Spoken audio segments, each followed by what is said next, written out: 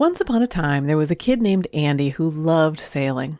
Andy read and reread a book about a guy who sailed all the way around the world. He thought, how amazing would that be? Andy grew up to have a great life with some amazing children he wanted to be an example for, and he built a fulfilling career serving others, coaching Olympians and some of the greatest athletes in the world, coaching college students and young entrepreneurs and business people and teachers and fellow coaches. Over the more than 3 decades of Coach Andrew's career, he's had an incredibly positive impact on thousands of lives, all while helping people achieve their dreams. Now, Andrew is embarking on a dream of his own, sailing around the world in the Clipper Round the World race. 42,000 miles, 11 months sailing the globe, sailing into port on 6 of the world's 7 continents. It's the adventure of a lifetime, young Andy's dream manifested by Andrew's ongoing belief and positive mindset. Where in the world is Andrew Moss? Let's find out. Hello, Andrew. It's so great to be with you today. Hello, Kay. It's nice to be here. Thanks for inviting me back. Oh my gosh. Yeah, well, this is the very first episode of Where in the World is Sure. Andrew Moss. So you're back, like it's so funny because you're back on my Zoom screen just like always, but this is a little different. Mm-hmm. Indeed. So where in the world are you?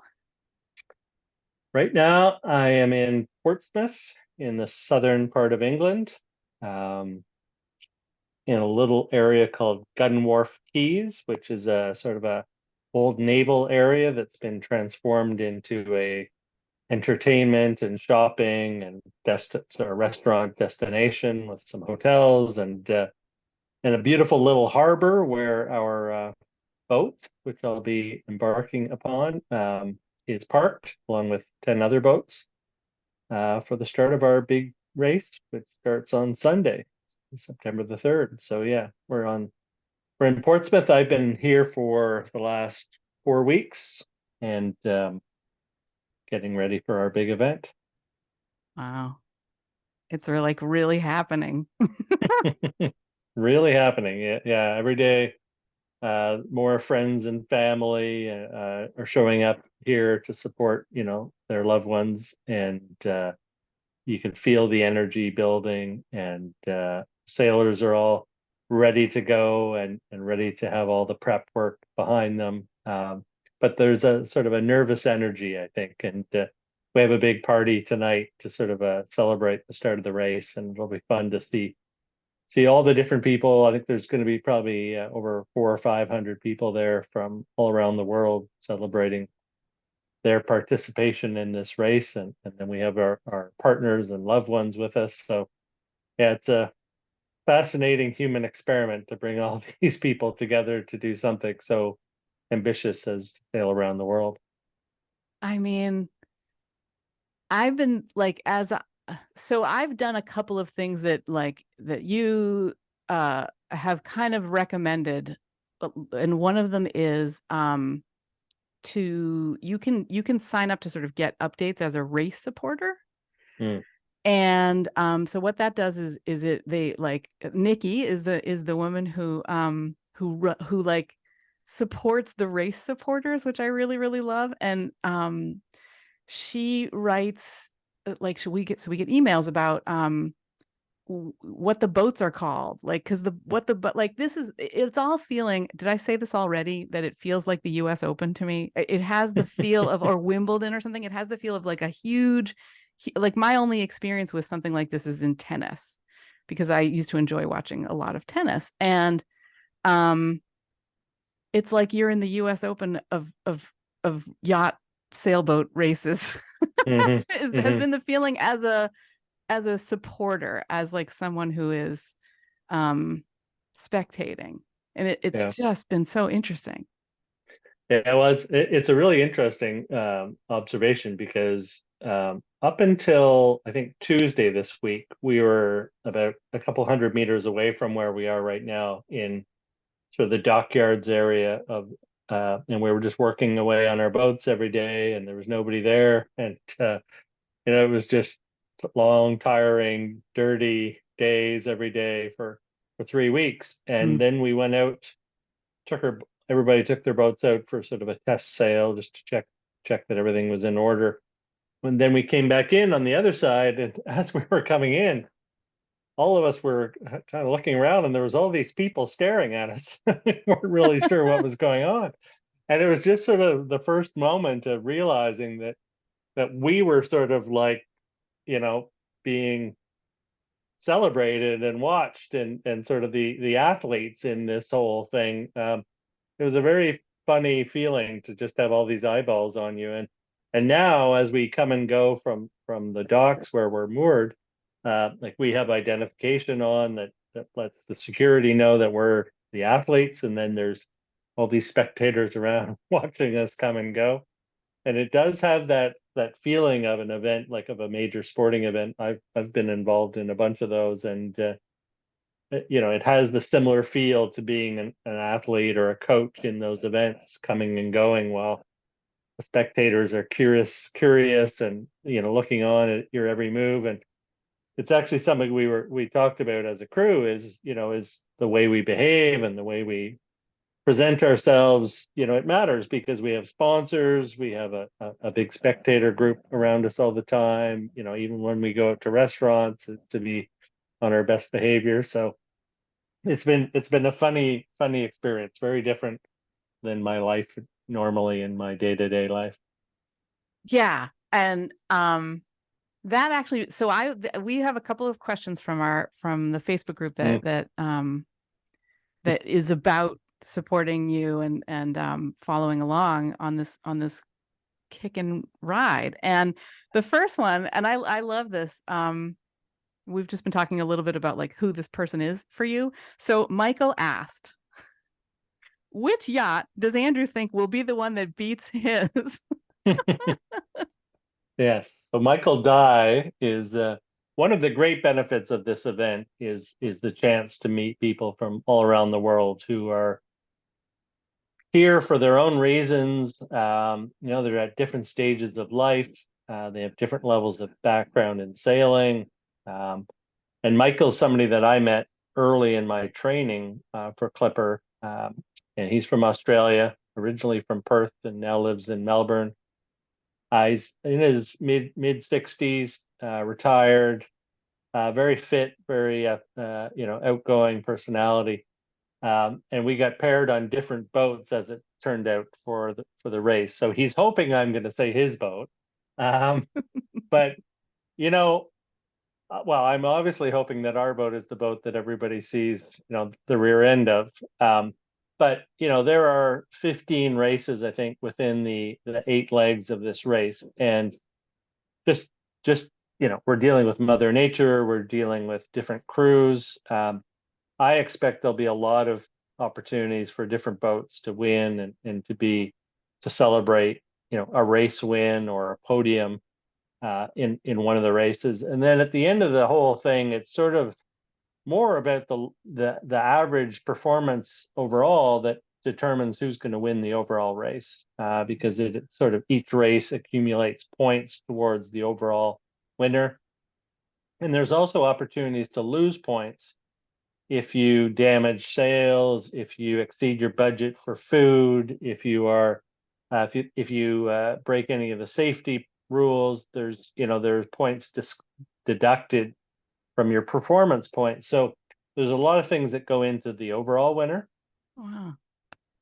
I'm looking forward to Michael and I having a chance to work or compete against each other all the way, and to see how that goes.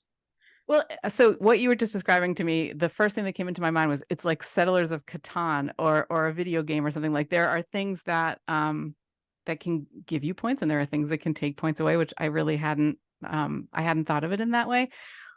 The reason that I was very interested in talking a little bit about this too was because I like just sort of knowing you and kind of being a coach along with you in some of the community, like in one particular community that we that you founded, that I'm a part of. You've kind of referenced that, like, you'd put aside competition or the feelings of competition for a long time. Mhm. And I don't know if you remember, if you kind of remember that, or if you remember talking about that, but like, um, I mean, this is a race, right? Like there's a lot of kind of fun competitive energy about a race. There is, yeah, there is, and it's interesting because, as you said, when I left competitive sport coaching, there was a part of me that really sort of felt that um, some of the way that world impacted me personally, I kind of blamed competitive sport for that. Mm. And I think what I realize now clearly is that it was my lack of understanding how to deal with being in the competitive sport environment in a constructive and positive way. My lack of tools and knowledge at that stage of my life made the impact of that environment just sort of elevate in a negative sense. And Mm. so I look at competition now with the tools that I have available to me, and my self-management and sort of being at peace with where I'm at in life. I feel very different about the competition that we're about to enter. It's a fun, competitive experience. I've been asked to be a leader on the boat, so I've got to manage other people, which will, really focus my attention on all of our well-being, not just my own. Mm. So yeah, it's going to be a different experience than it would have been if I had done this when I was 30 and would have been all gung ho. And we've got some of those people on the boat, so I can see myself in them, and I know I have a pretty good sense of how to help them have a positive experience. Mm. Mm. That brings up a couple, well, a question for me. Like, as I've been following along, there have been so many words that I have no clue what they are or mean. You now have kind of two really interesting roles on the boat, and I don't know if I'm going to pronounce this right, but one is lead bosun. Mm-hmm. That, and the other one is, well, the way I kind of took it was like you're almost like the second mate. Yeah, exactly. Yeah. Yeah. So the lead bosun is a role. I mean, sailing is full of terms that make no sense to anybody but sailors. So you're not alone on that one. But a lead bosun is ultimately responsible for the maintenance and operation of the equipment above, on above the deck of the sailboat, sort of on the deck and above the deck. So it's all of the pulleys, all of the gear that we run all of our lines through. It's the actual mast and all the parts. It's the line, the ropes and the lines themselves, making sure they're all in good working condition. It's all of our safety equipment, which we carry aboard. So it's making sure that all of that is proactively taken care of, maintained, checked, and if necessary, repaired as we're sailing. Mm. Um, so that's a huge job. I've recruited a bunch of people to help. But it's been also a great way to learn about the boat and to understand all the moving parts, so that if things do happen, whether we're at sea or in between, when we have some of our layovers, that I can be effective in helping to fix those. And then the second role, yeah, second mate is exactly what it is. So we have two professional sailors. We have a skipper and a first mate who've both have extensive ocean sailing experience. And then they've selected two other people on each boat to help lead the 20 or so crew members. And yeah, and I've been, very honored to have been selected to be one of those. Um, and that's more of a people management and making sure all the roles that need to be done to maintain and take care of the boat every day are being done, but also to make sure that people have the kind of sailing experience that they want to have, that they have a chance to learn, they have a chance to do the roles that they really enjoy, but also, find areas for them to grow and try new things and to support them in doing that. So that's a, somebody once said to me when we were talking about this whole year of taking a year off coaching is, well, you're not really getting a year off coaching. You're just changing what your office looks like. And I'm seeing the truth of that every day. Yeah. Yeah. I got to wondering too, when you were talking before about being an athlete, have you been an athlete in a sort of, like, I know you coached many athletes, but have you had the experience where it's not that they're looking at the coach, it's that they're looking at you, the athlete? Yeah, I definitely did. I mean, when I was younger, I mean, that was actually one of the big influences for me becoming a coach was, I did swimming and sailing when I was young. I did high school sports when I was in high school, had some great coaches and had some people that really influenced my life in a very positive way. So yeah, it's, I have a little bit of experience, not at the highest levels of either of those sports, but at a high enough level to know, what goes into performing well, in sort of the elite arena, which, we're not full of elite sailors here, but we have people who are elite in a lot of different things in their lives, and now just need to learn how to translate that into the sailing domain. And so, I would count myself in that, even though I have a lot of sailing experience. It's still, how are you going to perform over 10, 11 months in the conditions that we're going to deal with the pressure that this is a competition. It's not just sort of a cruise around the world. So it'll be fun to see how that plays out, because I have no idea yet, really. The vision I have that you shared with us, that you used to kind of coach your athletes on, was like getting into one of those Star Trek what, I don't remember what those things are called, but like the Star Trek transporter, exactly. Yeah. And so being able to isolate away from any of the feelings or pressures that you don't want to have, like that's and I have this vision of like the boat doing that. There's no question. And in fact, it's funny you say that.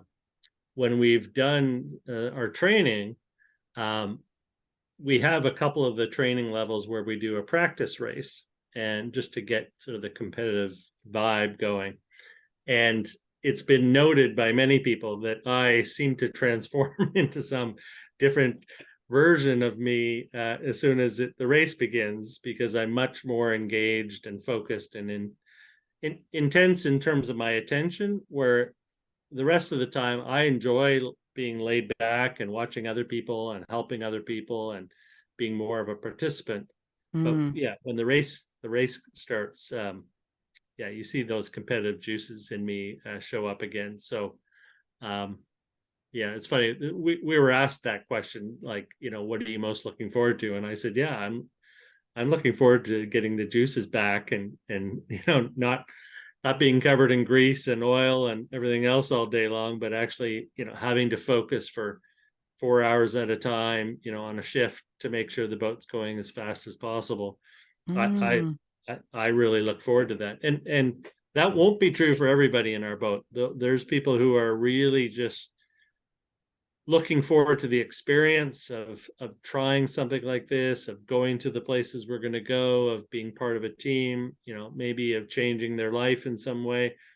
So it's also going to be about managing my own energy and competitiveness to sort of, match the people around me so that we can work well together. So it's that's gonna be fascinating.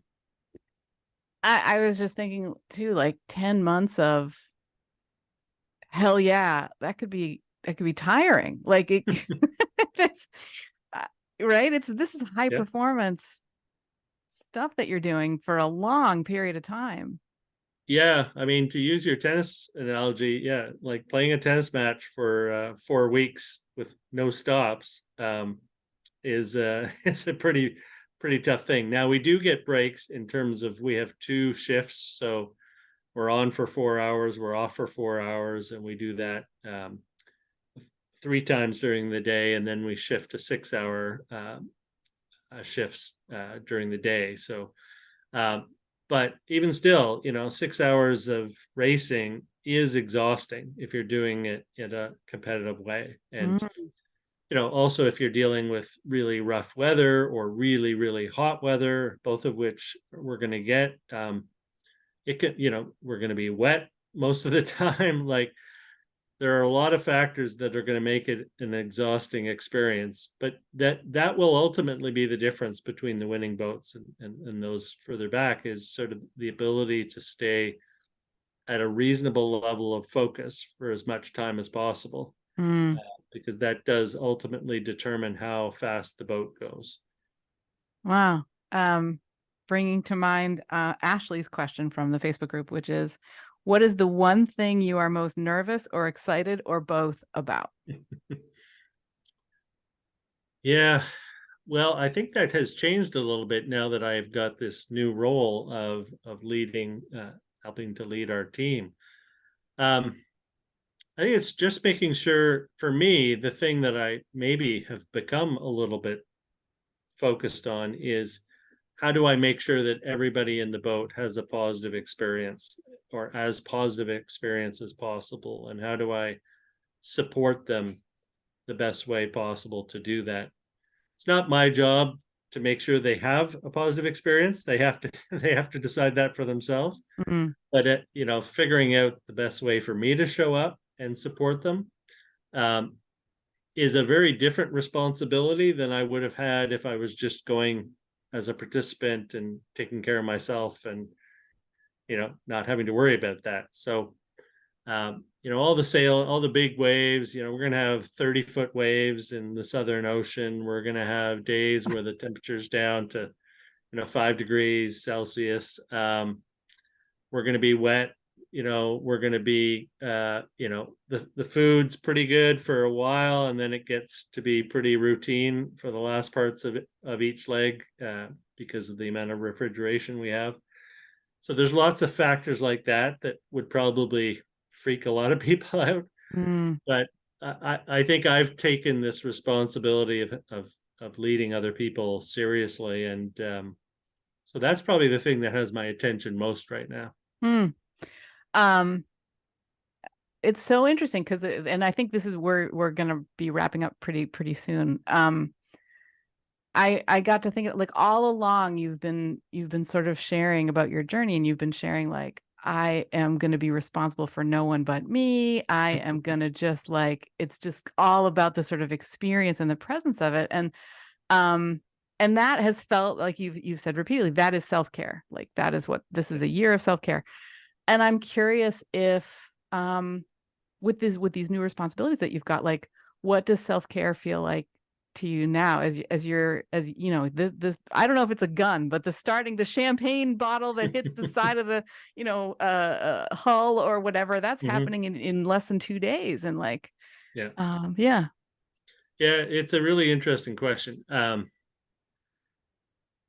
I'm constantly reminding myself of the fact that I got recognized for my leadership, by how I showed up, not vying to become the leader. Mm. Right? I showed up. I just was myself. I took care of myself. I enjoyed myself. I enjoyed meeting the new people around me. I didn't pretend that I was the best sailor. I didn't show off as the best sailor. I didn't judge anybody else for their abilities. I just supported people and was as naturally myself as I could be. And the result of that is people see good leadership potential. So Mm.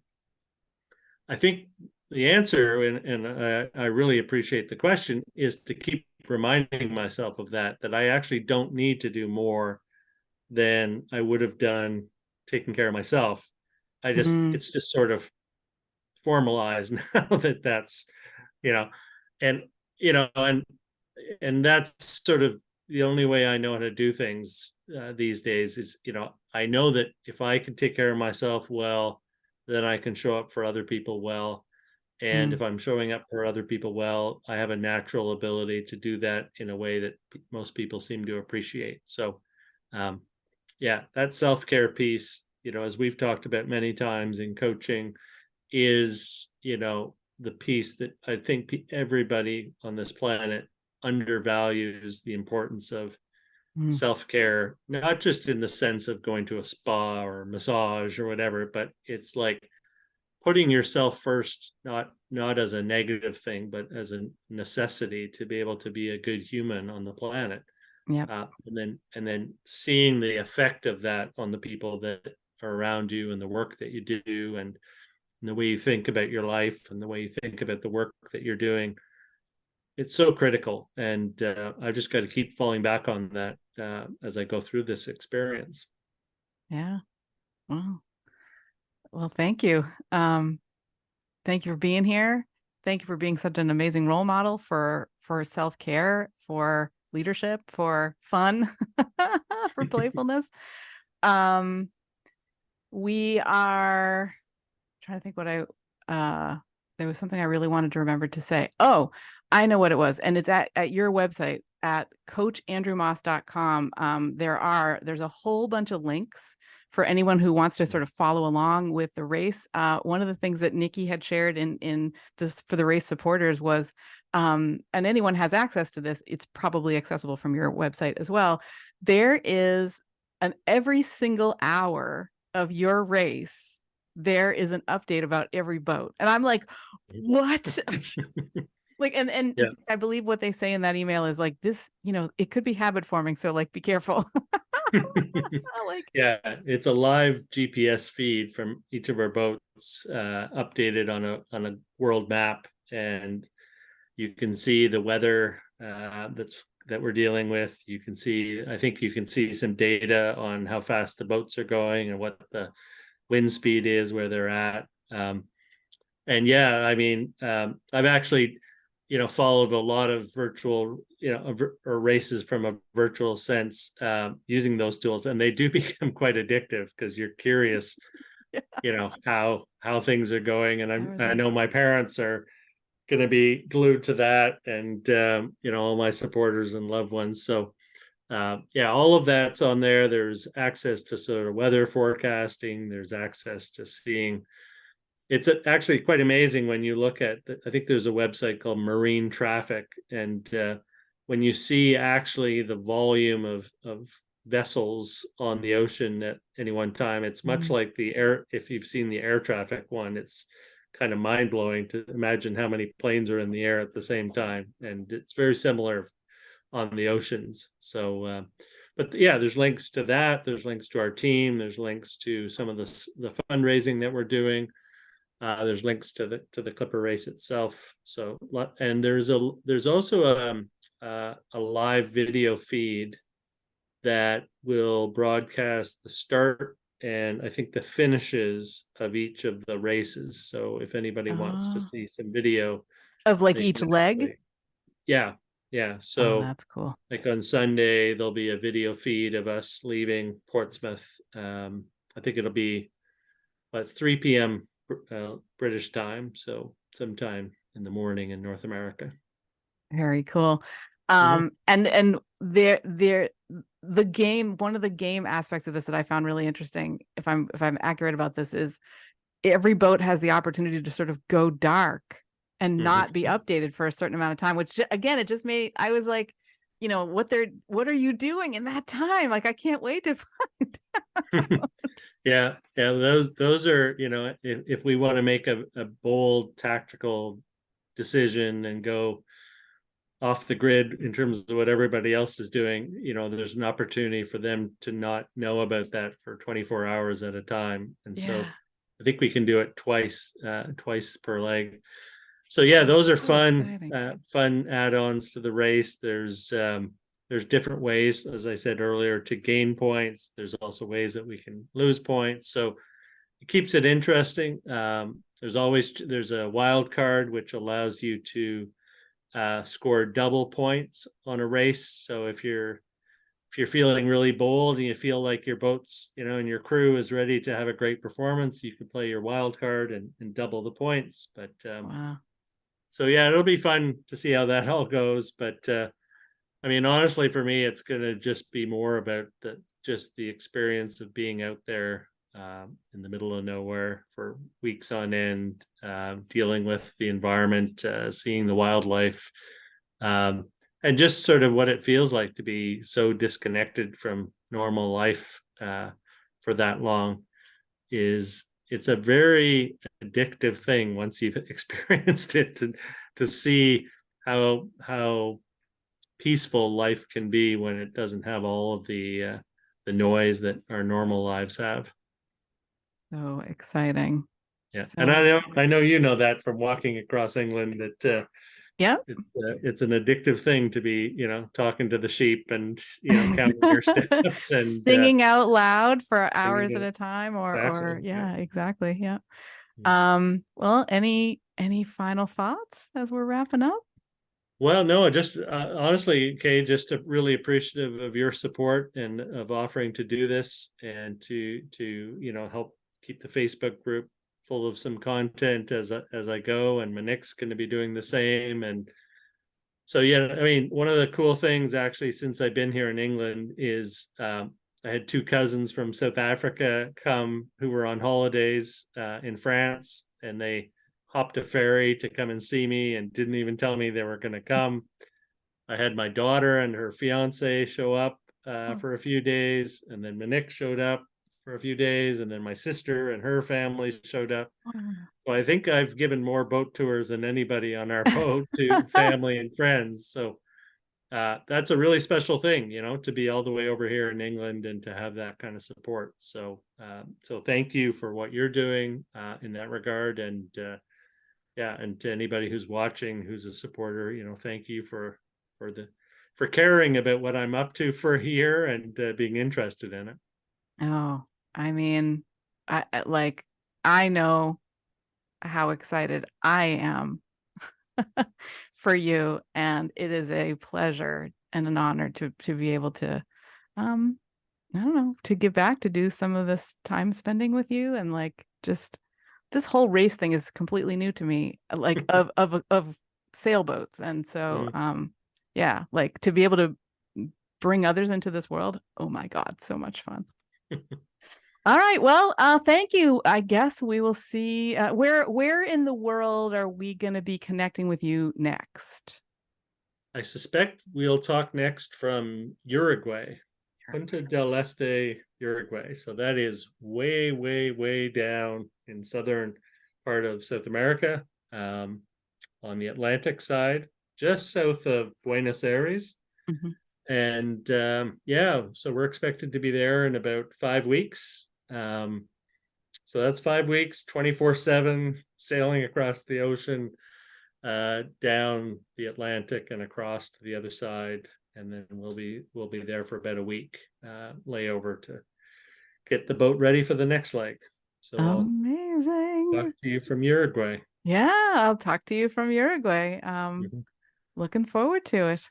Well, thank you very much for our conversation today, and best of luck. Oh my gosh, safe travels, fun travels.